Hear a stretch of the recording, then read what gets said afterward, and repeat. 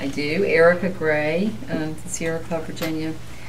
Well, first of all, I wanted to state the issue, Donald, that you make it sound like the nuclear industry is not subsidized. It's been subsidized incredibly so from its inception. And so much so that obviously with the Price-Anderson Act, when it goes to insurance and covering for disasters, and as we see what's going on in Japan, is continually to unfold. It's going to be very expensive, and technology needs to be developed to be able to even deal with the 3-core meltdown, melt-throughs. So really, nuclear energy has been subsidized in a big way, and it continues, because the nuclear industry also puts on the backs of its citizens, you know, the whole waste storage issue, and being able to find ways to store this waste forever, essentially. And it'll also go onto the backs of our children and future generations. I mean, this industry's had 70 years to figure out what to do with its nuclear waste, and the best they've come up with here recently is the NRC, the Nuclear Regulatory Commission, has stated that nuclear waste can stay on site for up to 60 years after a facility is closed. And obviously, Dave's not here today with Dominion, as they're looking for an 80-year extension to Surrey to stay online for 80 years. So essentially, the more waste we make, it's going to accumulate, we'll get stuck with, and who knows what will happen in the long run. I mean, obviously, the next suggestion has been this interim storage, where it looks like, I guess, Texas is probably going to, is the one that's, you know, offering to hold this stuff temporarily. So now, that's not a solution either, because the solution's like, you got a problem and you fix it. What this industry is asking to do is to have a continuum.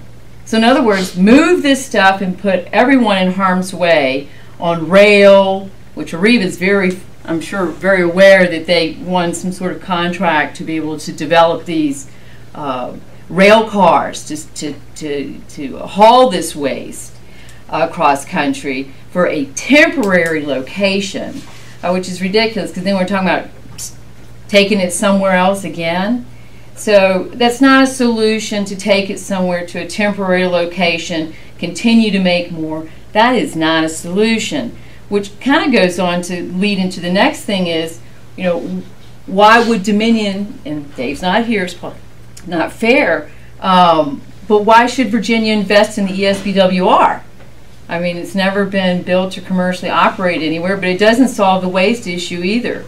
Virginia should wait, in that case, into the future on some technology that actually solves the problems instead of it's going to create more waste for us anyway.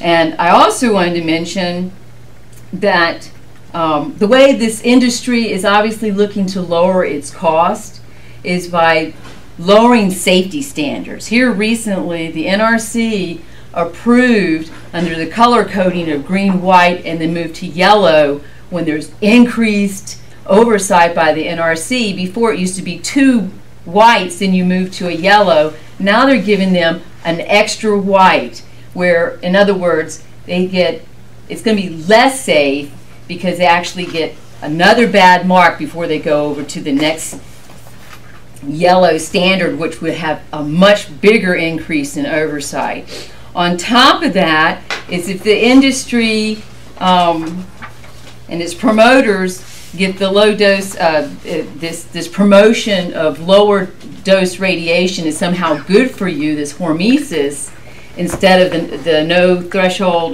linear no threshold model.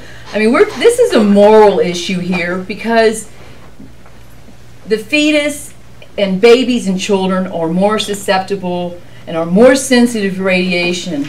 And if we're going to try to promote that somehow radiation is good for us and low dose radiation, you guys will lose in the long run, because the public is not going to accept this fact that you guys want to go on a theory when really there's enough literature out there to show that the fetus doesn't need any extra radiation, nor babies. So this is how this industry is being portrayed right now, is y'all want to lower safety standards, you know, try to promote that low dose radiation is somehow good for us.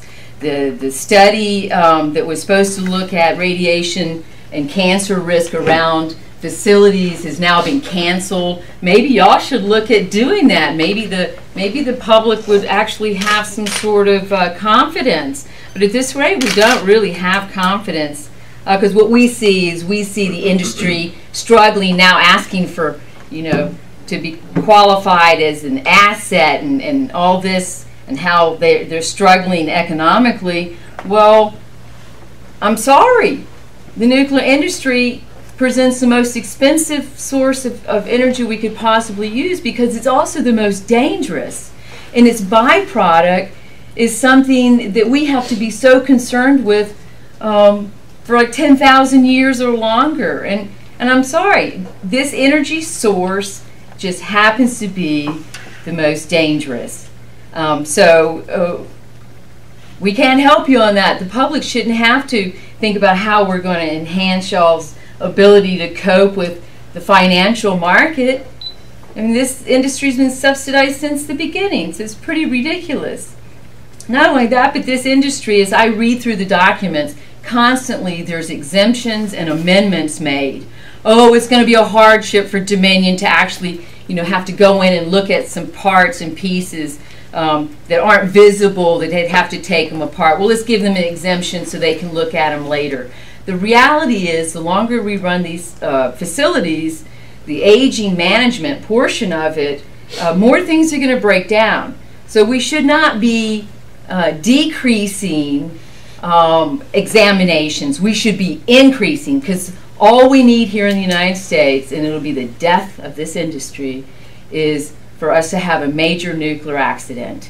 And if we keep running at the rate that we're running at, we're going to have one. And let's see how the industry can handle it. It'll be terrible no matter where it happens.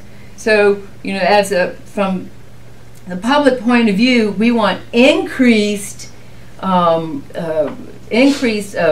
making sure things are good, increase in an era of terrorism. We want to know that our nuclear facilities have heightened security.